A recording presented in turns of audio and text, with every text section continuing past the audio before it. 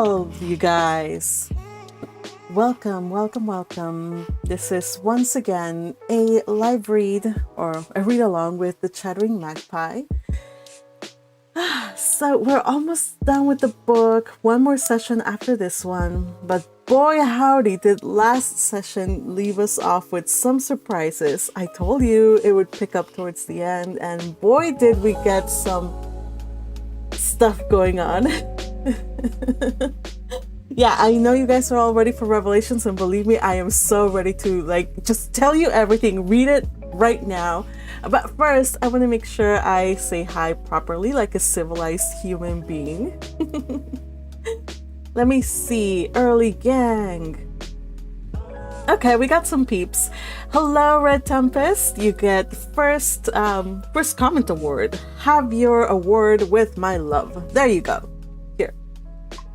Thank you for commenting. Crusher says, let the revelations begin. Exactly. So, hello, Red Tempest. Hello, Crusher. Hello, Little Butterfly and Noodles, Dumplings, Kimchi. Hey! Okay, so I'm glad that thank you for updating me on the end of this whole story about you getting locked out of your house. Sorry you had to go through that. I hope that it never happens again, or that you carry with you a spare key or something, because I can only imagine how it must have been. So, happy to have you here. And so, okay, you're setting up the treadmill. No touching grass for you, I see. Alright, I am happy to have you here. I hope you enjoy this read along as you set up the treadmill and go up that incline, run up that hill. May you enjoy it as I read aloud 3 chapters today. 37, 38, and 39 we will be reading. Alright, so while we wait, I don't know, 6 minutes before, for people who might get in here early, I just want to show you something, you guys. I was on Amazon, and of course, I strayed into the Blue Castle, and I want to show you, the most horrific thing I ever saw.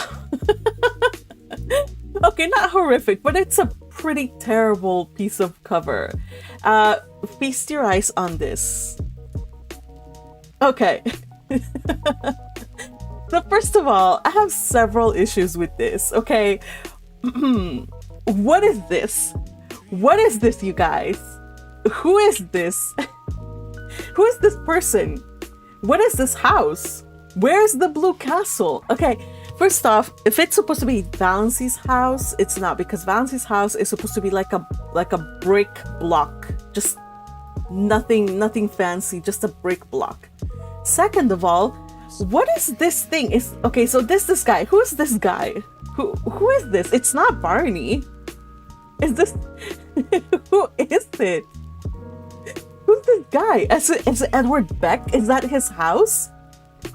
Edward Beck has a huge house, right? But is that Edward Beck? If not, then if that's the case, then I don't understand. And then what is this thing next to him? Is it like a mailbox? Or am I just seeing things distortedly and it's... I don't know, you guys. I don't like this cover. I have many issues with it. And speaking of covers, I found another one. I hadn't seen this one before. Somebody did the whole AI treatment. I didn't want to show it to you guys until after we had finished last read along, where we have the whole train situation. So I think that's supposed to be a train in there somewhere, right? Now that I look at it, it kind of looks like a house in the back, but it's supposed to be a train. But then the woman behind it doesn't look anything like Valancy. Where's her cut hair? She's supposed to have a haircut. I don't know. Somebody has to do a better job than this. I'm not an AI person, and I probably wouldn't dabble in it. But if you know somebody, or if you are yourself an AI connoisseur, see if you can improve upon this. Yes, because, a picture's worth 1,000 words. Alright, so I just wanted to show you the insanity. I am doing okay today. So much stuff to do, but even though I'm super busy and even though I have a huge deadline on Saturday coming up, and I have issues with my Discord server right now, I'm trying to implement some stuff. Today I went to the post office, and next to the post office, well, not next, but in the same area, there's a pizza place. And there's a pizza place that I've lived in this city like almost, I don't know, since I was a kid, and not all my life because I wasn't born here. But I never went to that pizzeria, so I went and got myself some pizza. I went to the post office, and I was feeling pretty good. But then I was like, you know what? I kind of feel like a drive. So I got in my car, the Magmobile, and I went down the street all the way to the sea. And from there, we just went up PCH all the way up till I saw some rain clouds, and then I turned back. So that was my morning, you guys. I did chores, had some lunch, went on a drive. Oh, did mail stuff, went on a drive. I'm back. I'm trying to get stuff done, but sometimes you just need to sit back and relax a little, take in the air, take in the scenery around you. Go on a drive by yourself, listen to some fine music, or listen to your magpie read to you books. It's always good to have some time, just without having to stress about things. So anyway, I think it's good time now for us to get the reading done. All right, so Crusher says it looks AI generated, to be honest, both of them, or just the first one, or just the second one. And I know the train one, the one with where they're running, it looks AI. But the one with the house and the thing, that one looks very terrible. Yeah. Oh, and Crusher, you know the pizza place I went to. You know. It's that place. Yeah, it's the one. So also, yeah, exactly. None of them look really good. I think they deserve some TLC. And I am actually working on some merch, and I'm thinking, like, you know what? I would probably just put up the ebook out there with the cover I make for this. So the merch, by the way, you guys, I've been super like obsessing over it, like detail, intricate work. So it's gonna take forever for me to get it all done. Crusher says both look AI generated. Yeah, I'm sure they are. I don't understand. Oh, hold on a second. I don't understand this monstrosity. Can somebody please explain to me what is this? What is this? Who's this? And is this a woman with a box for a head? And where are his feet? I don't understand. Okay, so enough about that. I think it's high time. Yes, it is 4:10. 10 minutes of idle chatter from your chattering magpie. Also, by the way, reminding you guys, if you're enjoying these read-alongs, do be sure to swing on over to my Ko-fi. Let me put the link in the put the link in the chat. Swing on over there. Leave me a tip. You don't have to be a member. Just leave me a tip. Just say like, hey, I'm really enjoying the read-alongs over on the Read channel, because this channel is absolutely not monetized. So if you see ads or anything like that, I'm not getting any kickback from it. This is just for the love of this book, just for the love of reading.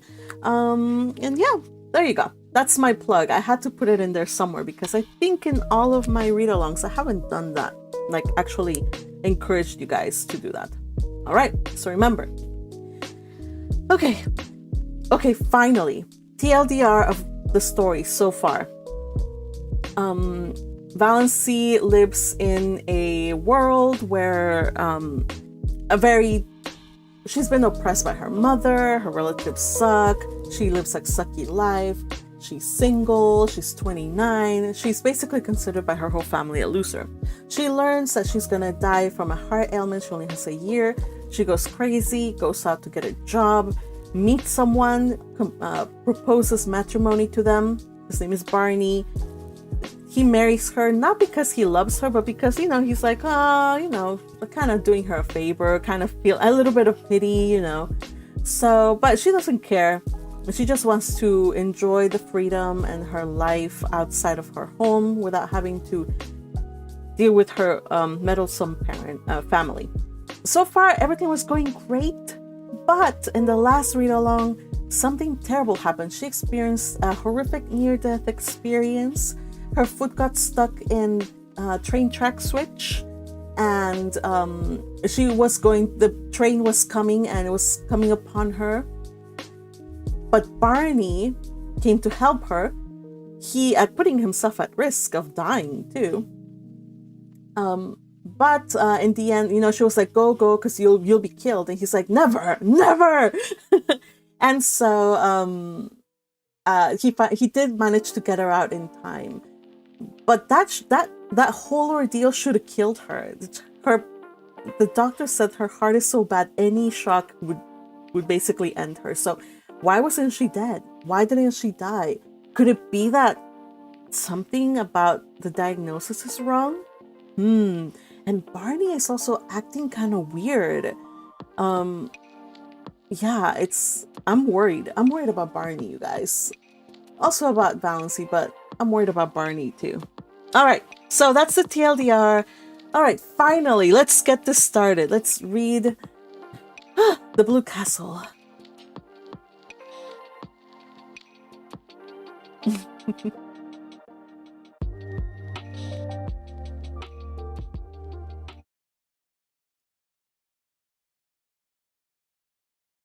Here we go.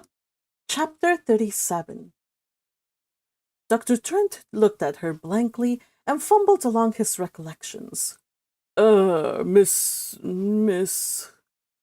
Neath, said Valancy quietly.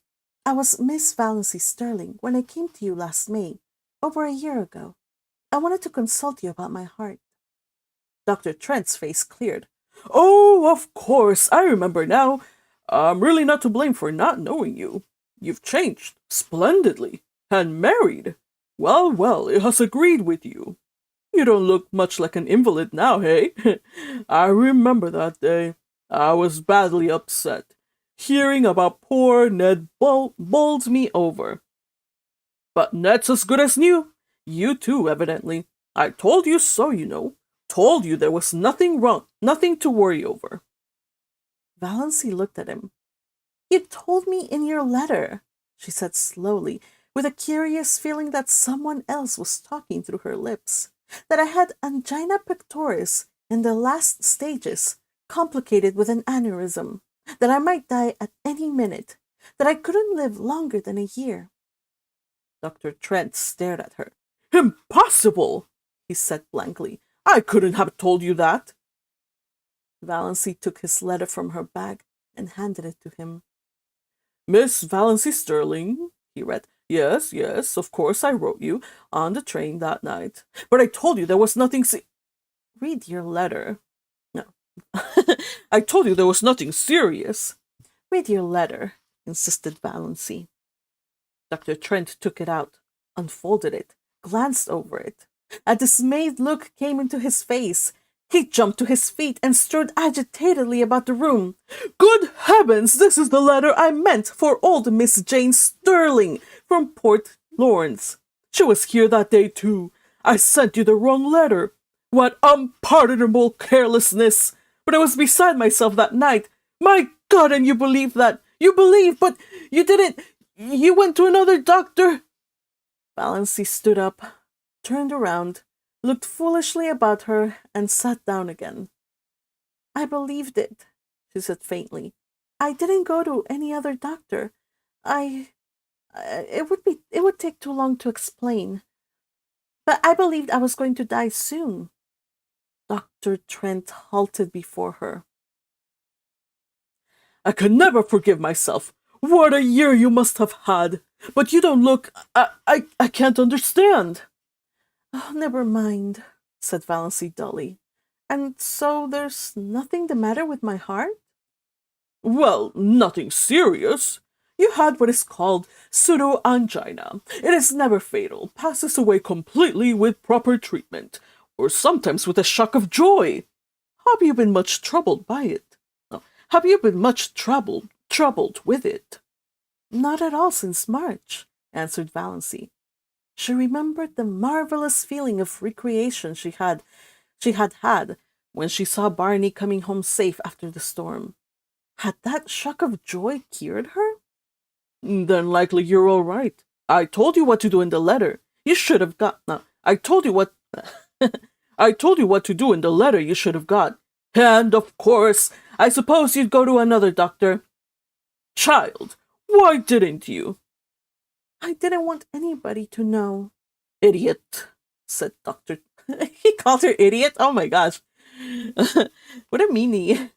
Idiot, said Dr. Trent bluntly. I can't understand such folly. And poor old Miss Stirling, she must have got your letter telling her there was nothing serious the matter. Well, it couldn't have made any difference. Her case was hopeless. Nothing that she could have done or left undone could have made any difference. I was surprised she lived as long as she did. 2 months. She was here that day, not long before you. I hated to tell her the truth. You think I'm a blunt old curmudgeon. You think I'm an old blunt curmudgeon, and my letters are blunt enough. But, I can't soften things. But I'm a sniveling coward when it comes to telling a woman face to face that she's gotta die soon. I told her I'd look up some features of the case I wasn't quite sure of, and let her know the next day. But you got her letter. Look here. Dear Miss Stirling. Yes, I noticed that, but I thought it a mistake. I didn't know there were any Stirlings in Port Lawrence. She was the only one. A lonely old soul, lived by herself with only a little homegirl. She died 2 months after she was here. Died in her sleep. My mistake couldn't have made any difference to her. But you, I can't forgive myself for inflicting a year's misery on you. It's time I retired, all right. When I do things like that, even if my son was supposed to be fatally injured, can you ever forgive me? A year of misery. Valancy smiled a tortured smile as she thought of all the happiness Dr. Trent's mistake had brought her. Oh, but she was paying for it now. Oh, she was paying. No, wait. But she was paying for it now. Oh, she was paying. If to feel was to live, she was living with a vengeance. She let Dr. Trent examine her and answered all his questions. When he told her she was fit as a fiddle and would probably live to 100, she got up and went away silently. She knew that there were a great many horrible things outside waiting to be thought over. Dr. Trent thought she was odd. Anybody would have thought from her hopeless eyes and woe-begone face that he had given her a sentence of death instead of life. Snaith! Who the devil had she married? He had never heard of Snaiths in Deerwood. And she had been such a sallow, faded little old maid. Gad, but marriage had made a difference in her anyhow. Whoever Snaith was. Snaith? Dr. Trent remembered. That rapscallion up back? Had Valancy Stirling married him? And her clan had let her? Well, probably that solved the mystery. She had married in haste and repented at leisure. And that was why she wasn't overjoyed at learning that she was... And that was why she wasn't overjoyed at learning she was a good insurance prospect after all. Married to God knew whom. To God knew whom, or what? Jailbird? Defaulter? Fugitive from justice? It must be pretty bad if she had looked to death as a release, poor girl. But why were women such fools? Dr. Trent dismissed Valancy from his mind, though to the day of his death he was ashamed of putting those letters into the wrong envelopes. End of chapter. All right, you guys, what do you think of that little mistake? That precious little mistake. Who would have thought that something like mistakenly sending 2 letters would have ended up causing so much chaos and confusion? Uh, all right. Senile old man at it again. I know, Red Tempest. Crusher says, sigh. Dr. Trent, what have you done? Yes, it was the doctor's fault, little butterfly. Noodles Dumplings Kimchi says, a malpractice suit. Unfortunately, I don't think they're in a time or place where they would be doing suing their doctors back then. But yeah, in this case, there would be grounds. If I were a lawyer, I would definitely take up the case. I know he calls her an idiot after making a mistake. The audacity! The audacity! Good point, Red Tempest. And Crusher says Dr. Trent should consider retiring. So incompetent. Not just incompetent, just like senile. Just see he's not quite there. I mean, there was a shock, there was the shock thing about his son and all that stuff. But come on. And Red Tempest says, or at least get a secretary or a nurse to help. Yeah, I know. He has a housekeeper. But I don't think she would be the one to write those kinds of letters to patients. So yeah, he needs somebody who would be like a professional. But Little Butterfly does have a point. Says it was the best year of her life. So, I mean, if you were to do like a malpractice suit, you'd be like, yes, I got emotional duress. I got all these things. I lost so much money or whatnot. Like awful things just happened to me. I need remuneration for it. But what would Valancy say? Like, I got rid of my crappy family. I got married to the man that I love. I lived a beautiful life in an island, in a cabin in the sun. In an island in the sun. Like, seriously, I don't know. If I were a lawyer, I probably would have to come up with something that would be sure to say that she had an awful time of it. We'll see. I know, the goddess of chaos caused this, says Red Tempest. And yeah, Crusher says, great. Now she needs to explain this to the family. She can't leave them in the dark. Yeah, not just the family, you guys. Barney, you guys. They had an agreement. She was gonna die, so he was just going to be married temporarily. Now she's stuck with her. He's stuck with her. Oh man. Let's see what happens. How does Barney take it? What is going on with Barney, dude? Oh man. All right, let's see. Let's see more. Hopefully we get some light into Barney Lane. She did not want to meet anyone she knew. She didn't want to meet even people she did not know. She hated to be seen. Her mind was so confused, so torn, so messy. She felt that her appearance must be the same. She drew a sobbing breath of relief as she left the village behind and found herself on the up-back road. There was a little fear of meeting anyone she knew here. The cars that fled by her with raucous shrieks were filled with strangers. One of them was packed with young people who whirled past her singing uproariously, "My wife has the fever, oh then! My wife has the fever, oh then! My wife has the fever, I hope it won't leave her, I want to be single again." Valancy flinched as if one of them had leaned from the car and cut her across the face with a whip. She had made a covenant with death, and death had cheated her. Now life stood mocking her. She had trapped Barney, trapped him into marrying her, and divorce was so hard to get in Ontario, so expensive, and Barney was poor. With life, fear had come back into her heart. Sickening fear, fear of what Barney would think, would say, fear of the future that must be lived without him, fear of her insulted, repudiated clan. She had had one draught from a divine cup, and now was dashed from her lips, with no kind, friendly death to rescue her. She must go on living and longing for it.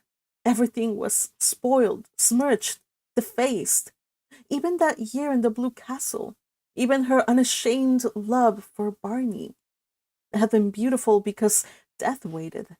Now it was only sordid because death had gone. No, because death was gone. How could anyone bear an unbearable thing? She must go back and tell him, make him believe that she had not meant to trick him.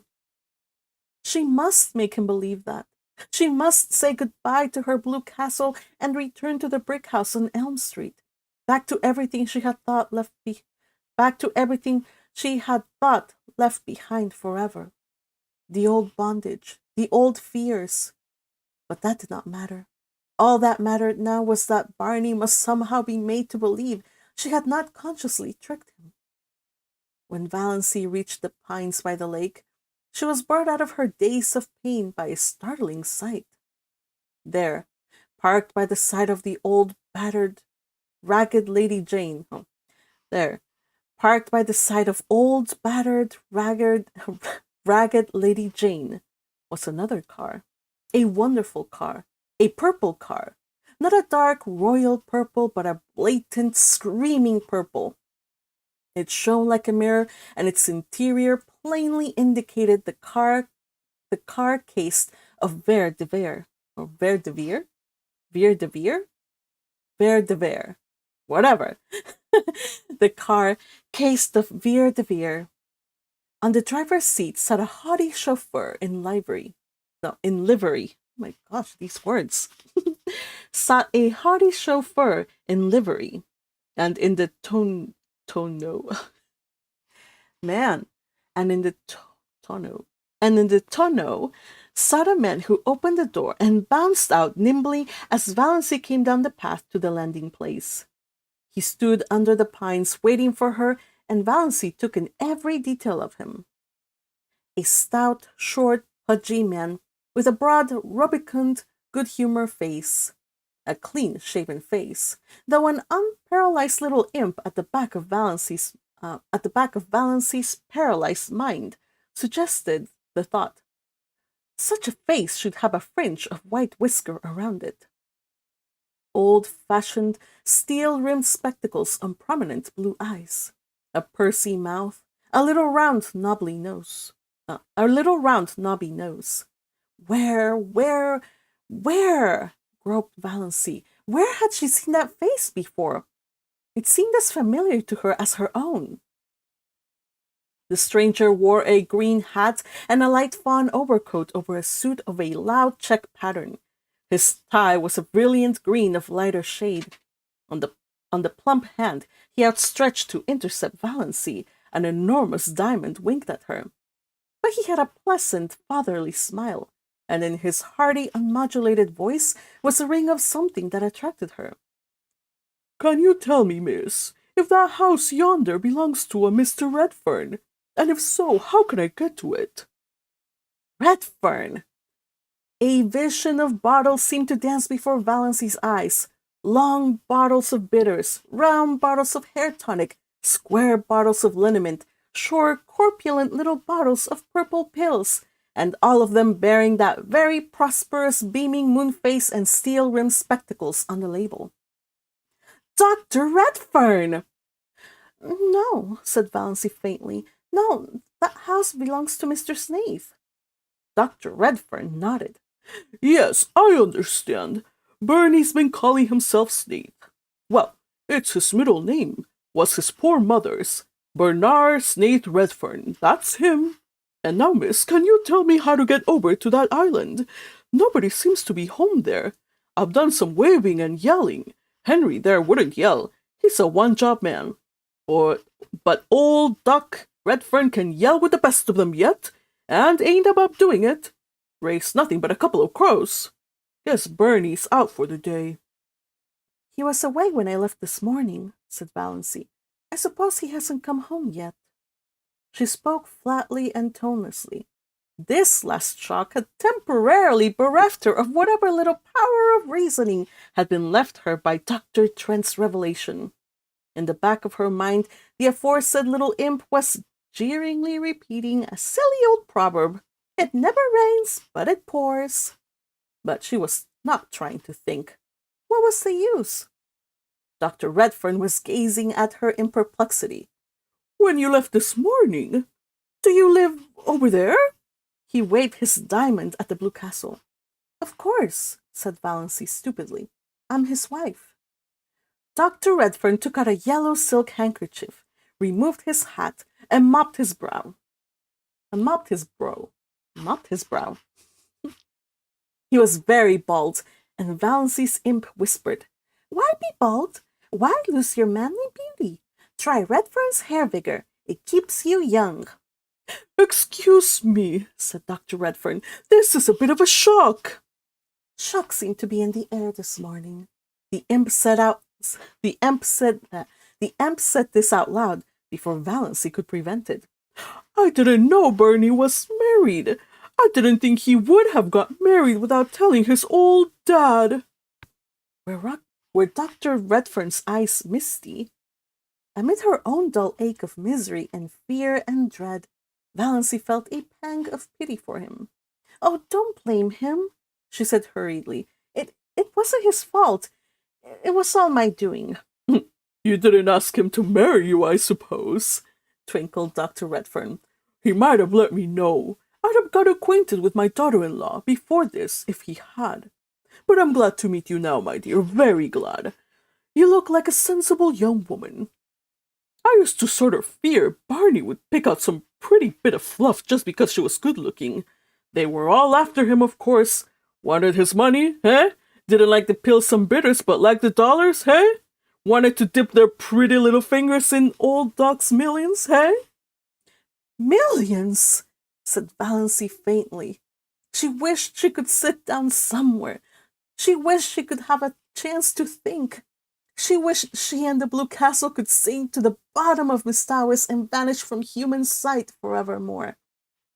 Millions, said Dr. Redfern complacently, and Barney chucks them. For that. Again he shook the diamond contemptuously at the Blue Castle. Wouldn't you think he would have more sense? And all on account of a white bit of a girl. He must have got over that feeling anyhow since he's married. You must persuade him to come back to civilization. All nonsense wasting his life like this. Ain't you gonna take me over to your house, my dear? I suppose you've got some way of getting there.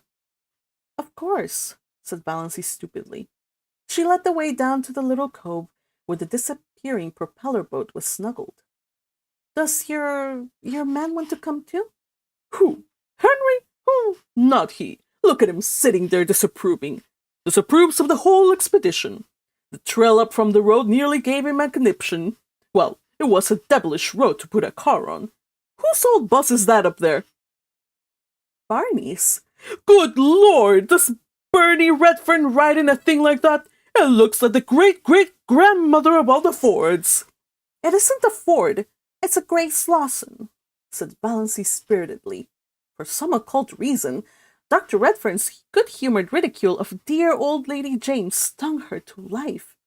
A life that was all pain, but still life. Better than the horrible half-dead and half-aliveness of the past few minutes, or years. She waved Dr. Fern curtly into the boat and took him over to the Blue Castle. The key was still in the old pine, the house still silent and deserted. Valancy took the doctor through the living room to the western veranda. She must at least be out where there was air. It was still sunny, but in the southwest a great thundercloud, with white crests and gorges of purple shadow, was slowly rising over Mistawis. The doctor dropped with a gasp on a rustic chair and mopped his brow again. Warm, eh? Lord, what a view! Wonder if it would soften Harry if he could see it. Have you had dinner? Asked Valancy. Yes, my dear. Had it before we left Port Lawrence. Didn't know what sort of wild hermit's hollow we were coming to, you see. Hadn't any idea I was going to find a nice little daughter-in-law here all ready to toss me up a meal. Cats, eh? Puss, puss, see that? Cats love me. Barney was always fond of cats, It's about the only thing he took from me. He's his poor mother's boy." Valancy had been thinking idly that Barney must resemble his mother. She had remained standing by the steps, but Dr. Redfern waved her to the swing seat. "Sit down, dear. Never stand when you can sit. I want to get a good look at Barney's wife." "Well, well, I like your face. No beauty. You don't mind me saying that. You've sense enough to know it, I reckon. Sit down." Valancy sat down. To be obliged to sit still when mental agony urges us to stride up and down is a refinement of torture. Every nerve in her being was crying out to be alone, to be hidden, but she had to sit and listen to Dr. Redfern, who didn't mind talking at all. "When do you think Barney will be back?" "I don't know. Not before night, probably." "Where did he go?" "I don't know that either. Likely to the woods, up back." "So he doesn't tell you his comings and goings either. Barney was always a secretive young devil. Never understood him. Just like his poor mother. But I thought a lot of him. It hurt me when he disappeared as he did. 11 years ago. I haven't seen my boy for 11 years. 11 years. Valancy was surprised. It's only 6 since he came here. Oh, he was in the Klondike before that and all over the world. He used to drop me a line now and then. Never give any clue to where he was, but just a line to say he was all right. I suppose he's told you all about it." "No, I know nothing of his past life," said Valancy with sudden eagerness. She wanted to know. She must know now. It hadn't mattered before. Now she must know all. And if she could never hear it from Barney, she might never even see him again. If she did, it would not be to talk about his past. What happened? Why did he leave his home? Tell me. Tell me. "Well, it ain't much of a story. Just a young fool gone mad because of a quarrel with his girl. Only Barney was a stubborn fool, always stubborn. You never could make that boy do anything he didn't want to do, from the day he was born. Yet he was always a quiet, gentle little chap too, good as gold. His poor mother died when he was only 2 years old. I'd just begun to make money with my hair vigor. I dreamed that formula for it, you see. Some dream that. The cash rolled in. Barney had everything he wanted. I sent him to the best schools, private schools. I meant to make a gentleman of him. Never had any chance myself. Meant he should have every chance. He went through McGill, got honors and all that. I wanted him to go in for law. He hankered after journalism and stuff like that. Wanted me to buy a paper for him, or back him in a magazine, what he called a real, worthwhile, honest-to-goodness Canadian magazine. I suppose I'd have done it. I always did what he wanted me to do. Wasn't he all I had to live for? I wanted him to be happy, and he never was happy. Can you believe it? Not that he said so, but I've always had a feeling that he wasn't happy. Everything he wanted, all the money he could spend, his own bank account, travel, seeing the world, but he wasn't happy. Not till he fell in love with Ethel Travers. Then he was happy for a little while." The cloud had reached the sun, and a great, chill purple shadow came swiftly over Mistawis. It touched the blue castle, rolled over it. Valancy shivered. "Yes." Oh, wait, that's Valancy. "Yes," she said with painful eagerness, though every word was cutting her to the heart. What was she like?" "Oh, the prettiest girl in Montreal," said Dr. Redfern. "Oh, she was a looker, all right. Gold hair, shiny as silk, great big soft black eyes, skin like milk and roses. Don't wonder Barney fell for her. And brains as well. She wasn't a bit of fluff. B.A. from McGill. A thoroughbred, too. One of the best families. But a bit lean in the person. Barney was mad about her. Happiest young fool you ever saw. Then the bust-up." What happened? Valancy had taken off her hat and was absently thrusting a pin in and out of it. Good Luck was purring beside her. Banjo was regarding Dr. Redfern with suspicion. Nip and Tuck were lazily cawing in the pines. Miss Dawes was beckoning. Everything was the same, nothing was the same. It was 100 years since yesterday. Yesterday, at this time, she and Barney had been eating a belated dinner here with laughter. Laughter! Valancy felt she was done with laughter forever, and with tears for that matter. She had no further use for either of them.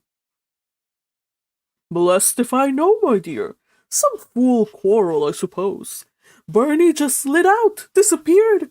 He wrote me from the Yukon, said his engagement was broken and he wasn't coming back. And not to try to hunt him up because he was never coming back. I didn't. What was the use? I knew Barney. I went on piling up money because there wasn't anything else to do. But I was mighty lonely. Mighty lonely. All I lived for all I lived for was them little notes now and then from Barney. Klondike, England, South Africa, China, everywhere. I thought maybe he'd come back someday to his lonesome old dad. Then 6 years ago, even the letters stopped. I didn't hear a word of or from him till last Christmas. Did he write? No, but he drew a check for $15,000 on his bank account. The bank manager is a friend of mine, one of my biggest shareholders. He'd always promised me he'd let me know if Barney drew any checks.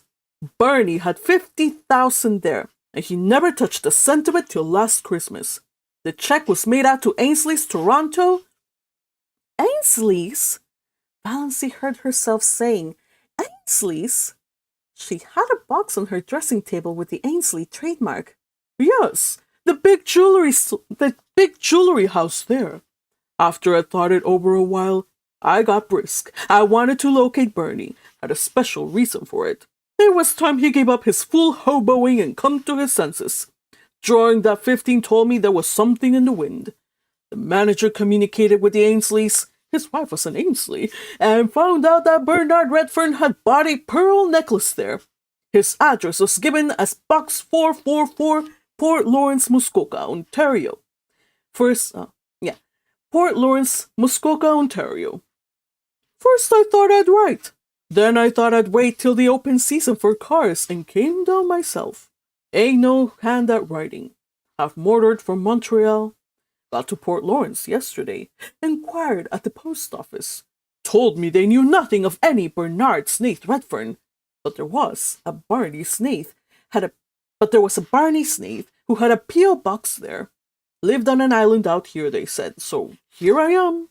And where's Barney? Valancy was fingering her necklace. She was wearing $15,000 around her neck. And she had worried lest Barney had paid $15 for it and couldn't afford it. Suddenly, she laughed in Dr. Redfern's face.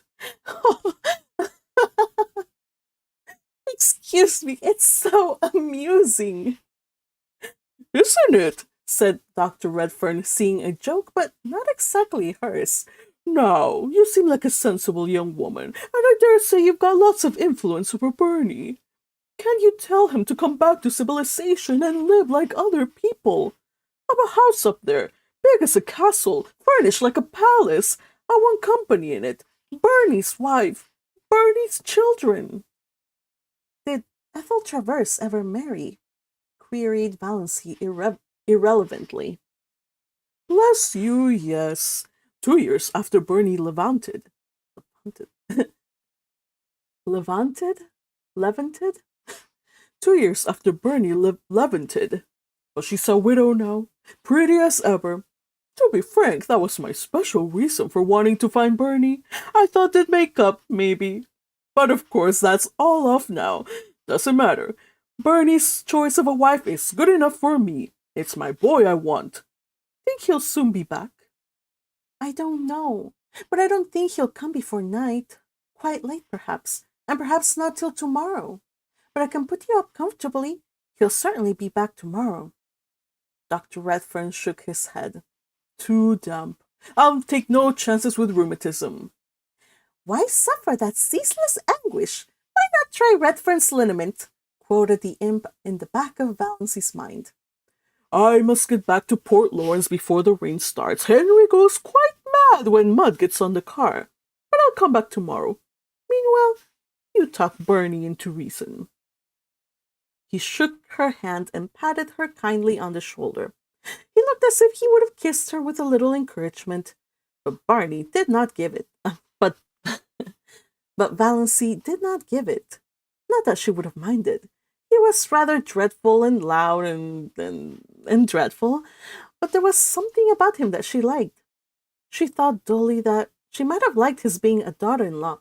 She might have liked being his daughter-in-law if he had not been a millionaire. A score of times over, and Barney was his son and heir. She took him over in the motorboat and watched the lordly purple car roll away through the woods, with Henry at the wheel, looking things not lawful to be uttered. Then she went back to the Blue Castle. What she had to do must be done quickly. Barney might return at any moment, and it was certainly going to rain. She was thankful she no longer felt very bad. When you are bludgeoned on the head repeatedly, you naturally and mercifully become more or less insensible and stupid. She stood briefly, like a faded flower bitten by frost, by the hearth, looking down on the white ashes of the last fire that had blazed in the Blue Castle. At any rate, she thought wearily, Barney isn't poor. He will be able to afford a divorce quite nicely. End of chapter. Oh, you guys. Yeah. What a surprise. So, yeah, yeah, the first time I read this, I was shooketh. I was definitely shooketh. I was like, what? I really thought that Barney was actually John Foster. Like, I was like, in my heart of hearts, I was hoping he was John Foster. No, like she sets this up perfectly.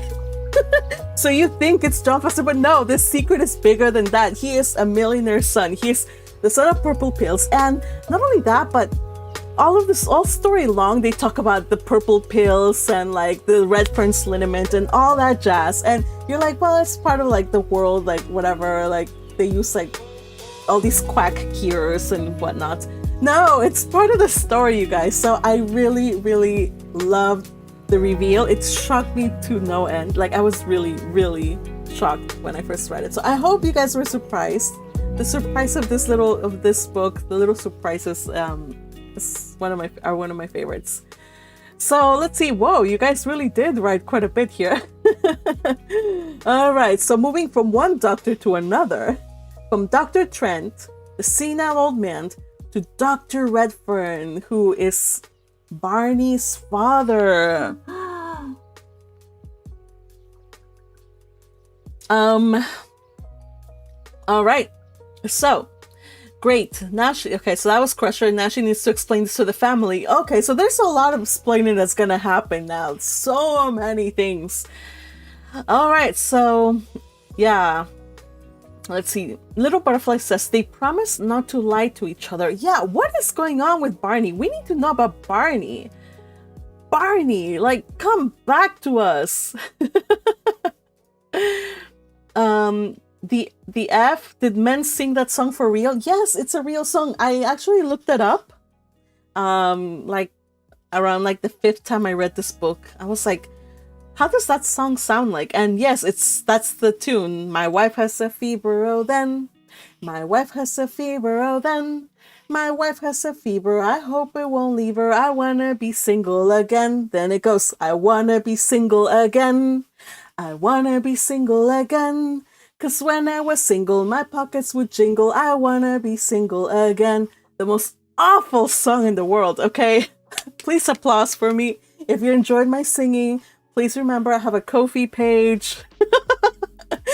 Tip me in the jar. There it is. I'm bussing today. No, but yeah, it is a real song.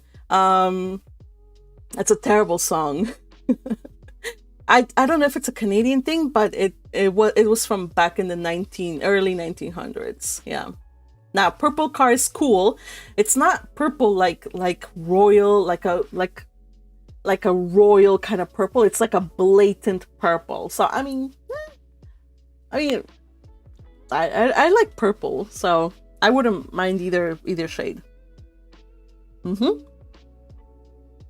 So now we have so much revelations. Yeah, she showed him where the key was. So basically, she showed Dr.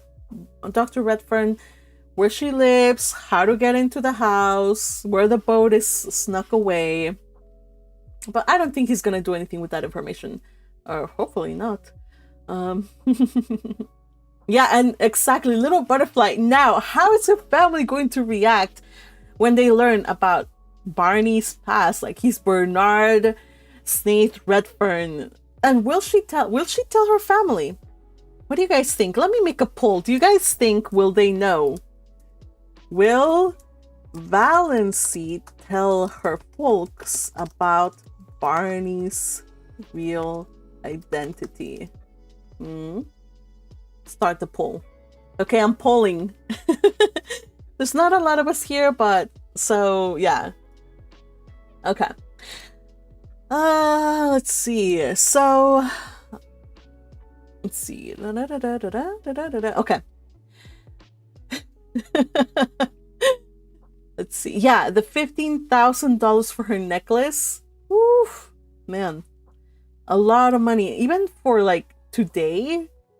Today is insane, you guys. Like, even buying jewelry for $15,000 for today, it's I wouldn't. And imagine back then with inflation and all of the things. Oof, that's a lot of money that she's wearing around her neck. Let's see. What else?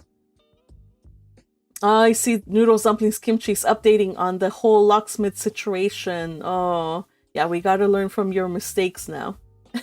Now, Crusher says, asks Barney is old money. He's not old money. He is actually, his father was just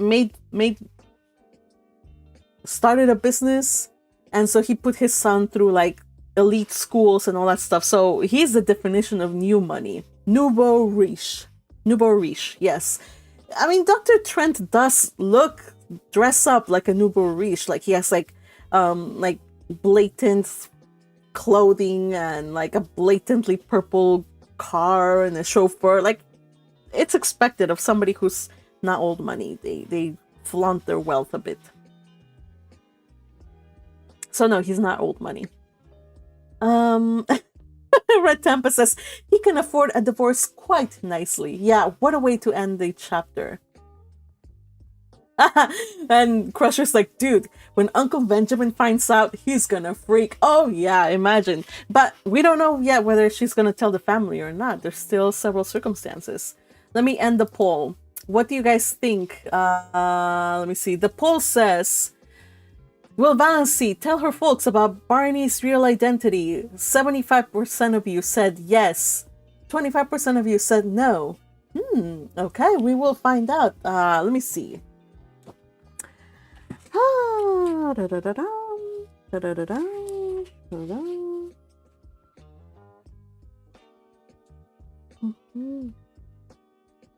Okay, one more chapter, you guys. One more chapter. Are you guys ready? I hope you are.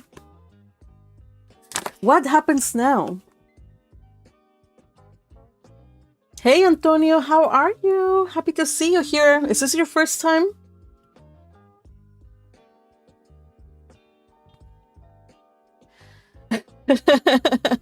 Thanks for giving me a tip, Red Tempest. I will sing any song you want for a tip. No, I was kind of kidding. It was just like funny way to, like, you know how performers, they have like little tip jars. I figured it would be funny to do that. But hey, thank you. I appreciate your support. Here you go. There's my love for you. Thank you. All right. Happy to see you, Antonio, and happy to see you also, Noemi. Hello. I'm glad you're alive. Thank you for joining us. So I'm gonna read the final chapter that for today, and then if you want, you can catch the rewatch later on. Okay, let's do this final chapter. So we have all the revelations, so many revelations, you guys. But guess what? There's more to come. I love you too, Noemi. I love all of you guys. You guys are my precious, precious ones. My charm of magpies. All right, darlings, let's finish this chapter, this read along for today. Oh gosh. Okay, let's see. Okay. Changing quite nicely. Chapter what is that? 39? Yeah, that's 39. Okay. Chapter 39. She must write a note. The imp in the back of her mind laughed. In every story she had ever read, when a runaway wife decamped from home, she left a note, generally on the pincushion. It was not a very original idea, but one had to leave something intelligible. What was there to intelligible? Yeah, intelligible. One had to leave something intelligible. What was there to do but write a note? She looked vaguely around her for something to write with. Ink? There was none. Valancy had never written anything since she had come to the Blue Castle, save memoranda of household necessities for Barney. A pencil sufficed for them, but now the pencil was nowhere to be found. Valancy absently crossed to the door of Bluebeard's chamber and tried it. She vaguely expected to find it locked, but it opened unresistingly. She had never tried it before and did not know whether Barney habitually kept it locked or not. If he did, he must have been badly upset to leave it unlocked. She did not realize that she was doing something he had told her not to do. She was only looking for something to write with. All her faculties were concentrated on deciding just what she would say and how she would say it. There was not the slightest curiosity in her as she went into the lean-to. Oh, you guys, what is she gonna find in the lean-to? Remember, you guys? She's not, he told her when they got married, she's not supposed to go in there. And she never did in their year of marriage. And now we're gonna find out. Oh my gosh, okay. There were no beautiful women hanging by their hair on the walls. It seemed a very harmless apartment with a commonplace little sheet iron stove in the middle of it, its pipe sticking out through the roof. At one end, at one end was a table or counter crowded with odd-looking utensils, used, no doubt, by Barney in his smelly operations. Chemical experiments, probably, she reflected dully. At the other end was a big writing desk and swivel chair. The side walls were lined with books. Valancy went blindly to the desk. There, she stood motionless for a few minutes, looking down at something that lay on it. A bundle of galley proofs. The page on top bore the title Wild Honey, and under the title were the words by John Foster. The opening sentence, "Pines are the trees of myth and legend. They strike their roots deep into the traditions of an older world, but wind and star love their lofty tops. What music when old Aeolus draws his bow across the branches of the pines." Bow or bow? Draws his bow across the branches of the pines. She had heard Barney say that one day when they walked under them. So Barney was John Foster! Valancy was not excited. She had absorbed all the shocks and sensations that she could compass for one day. This affected her neither one way or the other. She only thought, so this explains it. It was a small matter that had somehow stuck in her mind more persistently than its importance seemed to justify. Soon after Barney had brought her old Foster, no, soon after Barney had brought her John Foster's latest book, she had been in a Port Lawrence bookshop and heard a customer ask the proprietor for John Foster's new book. The proprietor had said curtly, "Not out." What the heck? "Not out. Won't be out till next week." Valancy had opened her lips to say, "Oh yes, it is out," but closed them again. After all, it was none of her business. She supposed the proprietor wanted to cover up his negligence in not getting the book in promptly. Now she knew. The book Barney had given her had been one of the author's complimentary copies sent in advance. Well, Valancy pushed the proofs indifferently aside and sat down in the swivel chair. She took up Barney's pen, and a vile one it was, pulled a sheet of paper to her and began to write. She could not think of anything to say except bald facts.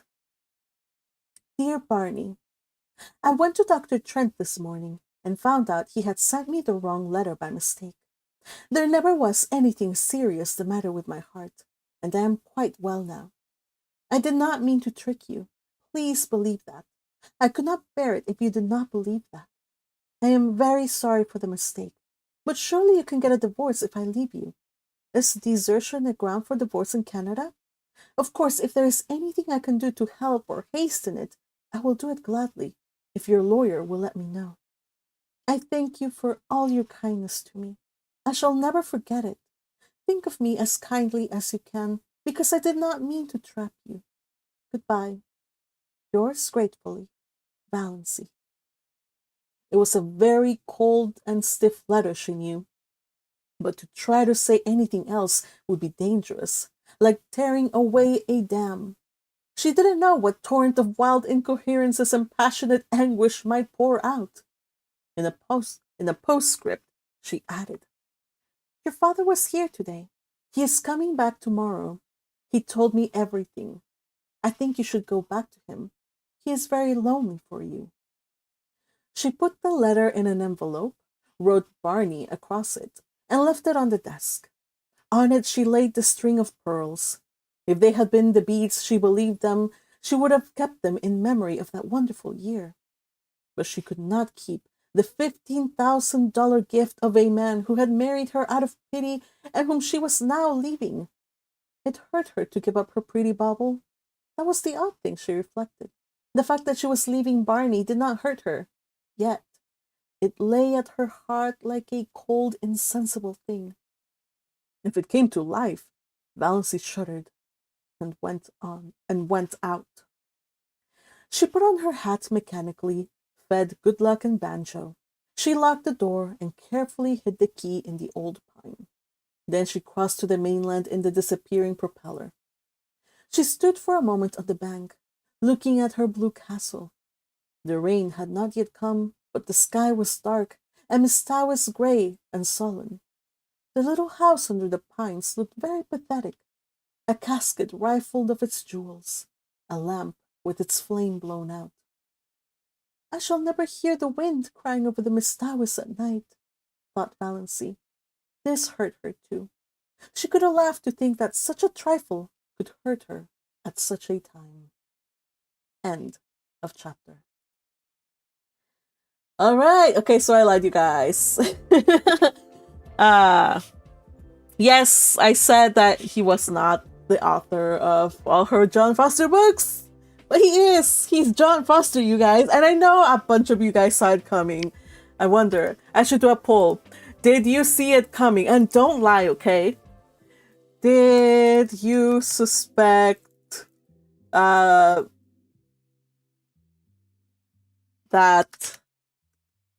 Barney was John Foster?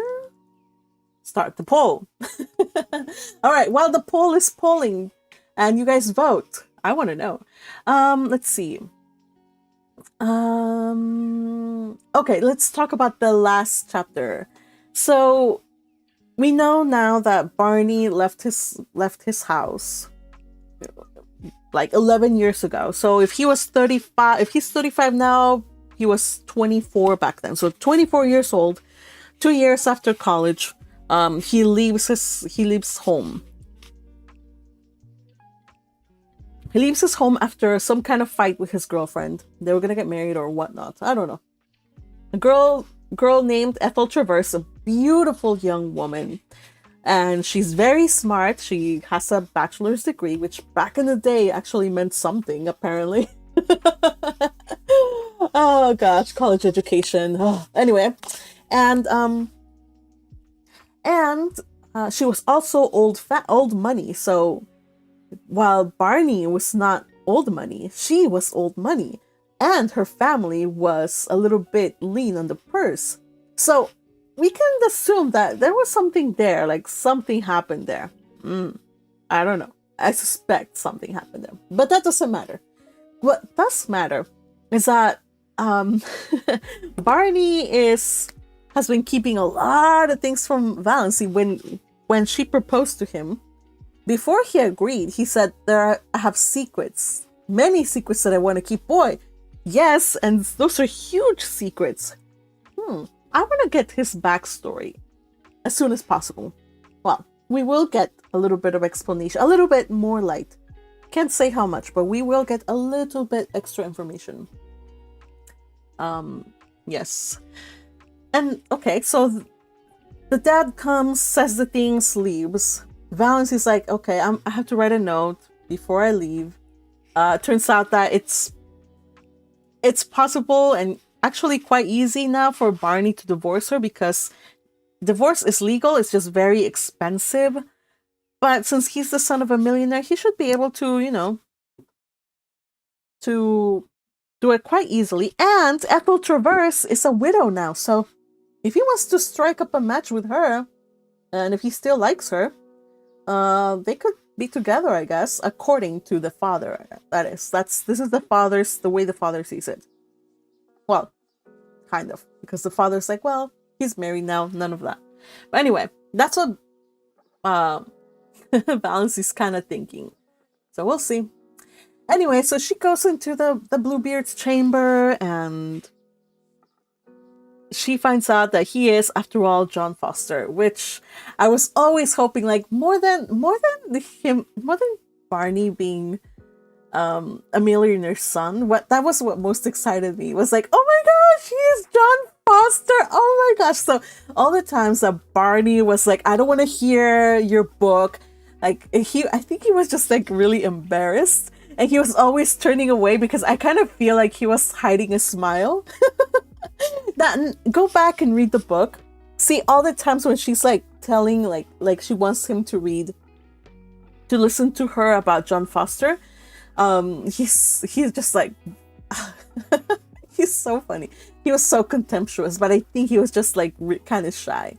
Also, if you guys remember, way, like, I think it was 2 reading sessions ago, it says that during the winter, Barney caught a cold, and Valancy brought him some purple pills or some bitters or whatnot from, Redfern's bitters, and he got out of bed and hurled the bitters, the medicine, out into the ice, into the lake, and he said, never bring that devilish stuff here again.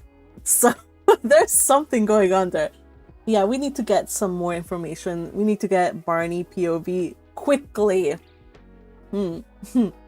Yeah, I know. Crusher's like, Valancy, you better not divorce, right? Like, you gotta catch, like, dude, like, who would have thought that the town scoundrel was not just an author, but the son of a millionaire? Oh my goodness, man. Valancy, don't get divorced. Yeah. Noodles Dumplings Kimchi says, Valancy better have a good conversation with him and not run away. Well, she just ran away. She left the note, ran away. So unfortunately, she did not hear you. Let's see. When he knew a suspicious amount of knowledge about nature is when you started suspecting, says Crusher. Okay. Yeah, he knows quite a lot about nature. Yeah, I mean, we kind of could attribute it to the fact that he like explored the world, and he was always like up in the wild. Like, he went to Alaska, to the Yukon and whatnot. So he does have experience, and he did talk about his years out in the forest and the woods and whatnot, but that was also suspicious.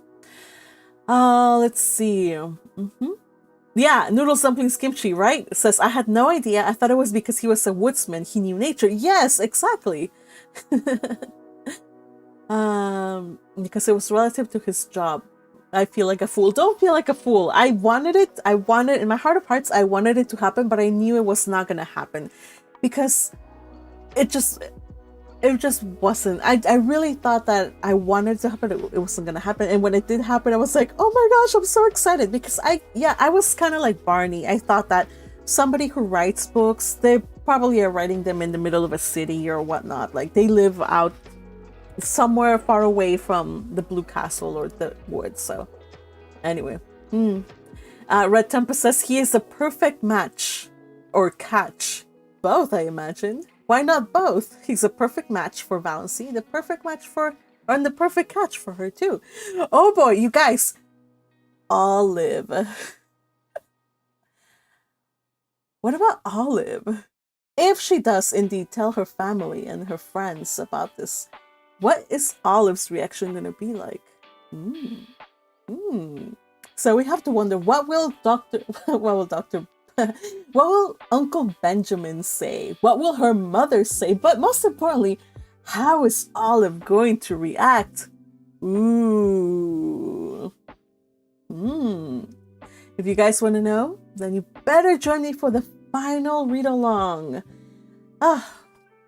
I want to make it tomorrow, but I have some stuff going on. So I'm going to try to make it tomorrow just to finish this out quickly, and then we can start our next book next week. But it's going to be a little bittersweet to bid farewell to the Blue Castle. So yeah, join me for the next one. Oh, let me see the end of the poll. Let me end the poll so I can see the results. Okay, drum rolls, everybody. Did you suspect that Barney was John Foster? 66% of you said no. 33% of you said yes. Well, you guys are. It's okay. There were some surprises I did not see coming. Crusher says no. I know we're finishing the book. And Red Tempest says can't wait. I know. I also can't wait. In fact, I'm like, maybe we should do a read along tomorrow. We'll see. I kind of woke up with a little bit of a sore throat today, and so hopefully it's going away. I'm drinking plenty of vitamin C and drinking liquids, so hopefully that'll clear off soon. If not, we'll have to do it on Monday. But I really don't want to drag it out for Monday because we need answers. We need answers right now. Okay, Red Tempest says I'm off tomorrow, so that's great. Okay, does this time work, or should I do like morning? I have to think about it. I'll try. Okay, I'm gonna try to see my schedule. If it's not in the morning, it might probably be in the late afternoon, probably like after 5. So I hope that's okay with you all, because that's the best I can do. You guys, I've had so much fun reading this book. Thank you so much for joining me and for putting up with my crazy singing and just my random thoughts, and I don't know, just sharing this book with you guys has been an absolute delight. And I hope you join me next read along. Cross your fingers. Friday, I'm gonna shoot for Friday, okay? And yeah, until then, you guys, I hope you have a marvelous day. Wait, I just have to check one more thing. I think somebody told me they had memes, so let me check if there are memes.